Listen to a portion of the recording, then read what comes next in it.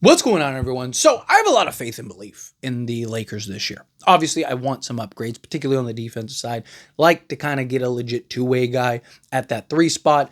However, I am very confident the Lakers are going to be a very good basketball team, are going to be at least a playoff team. I think they have the potential to be anywhere from a 2 to, at worst, 5 seed, but I wouldn't be surprised if they're higher. I think they're going to be the best offense in all of basketball. I think they're probably going to win 55 games in that range, but the Western Conference is so tight. Like 55 games, you're like at least a top 2 or 3 team in all of basketball. Now it's like you might have the 5th best record, right? So it's just different time, different world. But I do think the Lakers are going to be very good at the game of basketball, and I think a lot of that is going to be because of Luka Doncic, right? You're talking about, again, one of the 3 best players. Let's say you believe SGA is better now. Okay, at worst, the 4th best player in all of basketball. On top of that, right, he's going to be hungry, motivated, right, energized, ready to give the world the bird. And like I feel like, and look, I'd rather people sleep on it, right? But I feel like people are just pretending like Luka wasn't in the NBA Finals a year ago and isn't looked at as one of the best players that has done more with less. Literally, he has done more with less than any other player since probably LeBron James. I mean, look at, like, yes, I understand he had Kyrie Irving and stuff like that, but where does Kyrie rank compared to, some of these other teams that have won in the recent years or made the conference final stuff? Like, obviously, Indiana went on a crazy run and all that stuff. Credit them, right? But again, like, these teams that have won are just like stacked. And Dallas has done and gone to conference finals with, Jalen Brunson as his second option, which wasn't Jalen Brunson now. It wasn't the Knicks Jalen Brunson. It was, an unknown, just coming in the league type of Jalen Brunson, who was good at times, not great, right? And again, Luka is now going to be motivated, healthier. Like, he got comfortable in Dallas, right? Not going to be comfortable anymore. And he's hungry, and he just got probably the best center option he could have gotten and dreamt about. Oh, and by the way, he's playing alongside LeBron James, which, say what you want about LeBron, he's still one of the best basketball players on the planet. Still a top 10 player in the league. He finished 6th in MVP voting. He was second team All NBA. The guy is still an incredible talent. Luka never has and never will play with somebody as good as LeBron James, even at this stage of LeBron's career. Unless he plays with like Giannis, right, or Jokic, right, before they get to the end of their careers, then I think it's fair to say that he might never play with somebody as good as LeBron James, even right now.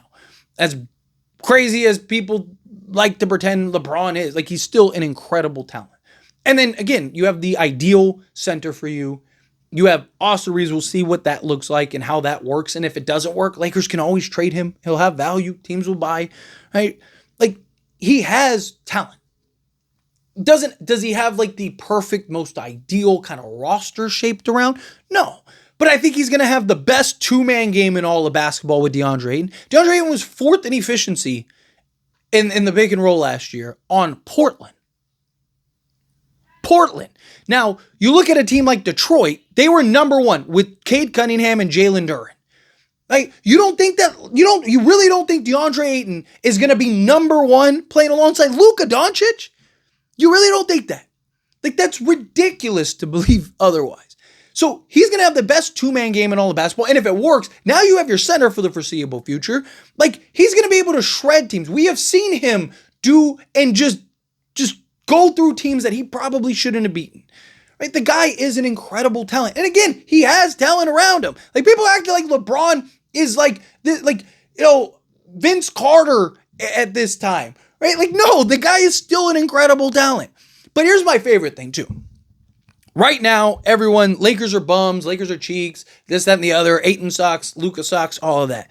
Watch the narrative. I'll give it like 20 games, and that's me being nice. I bet within 20 games, you end up hearing the conversations of like, oh, Lakers have a super team. The NBA is rigged. They let DeAndre Ayton go to the Lakers for free. This was all a conspiracy, when those same people right now are going like, oh, nobody wanted Ayton. Ayton's trash, blah, blah, blah, blah, blah. Okay, don't start celebrating. Don't start talking. Don't talk about the Lakers being a super team. Don't talk about the Lakers, being this, that, and the other. I don't want to hear none of that. None of that, right? Keep the energy. And look, maybe I'm wrong. Been wrong before, it happens, right? Maybe the Lakers are terrible. Maybe they are, just nothing more than a play-in team. But I'm confident saying that I don't think that. That I think that they are going to be a very good basketball team without any, as is, even if they don't make another move, which I do think they will. I really do. I think bare minimum, they're going to waive Shake Milton and fill that spot. So just depends on, do they waive that spot and, fill it in with some random guy, towards the end of the season, or do they end up actually making a move, bringing in a Joshua Okogie or Amir Coffey or something like that. But they also have guys that are very promising, right? Jared Vanderbilt. Look, I think Jared Vanderbilt should start. And he's been working his tail off on his three-point shot, right?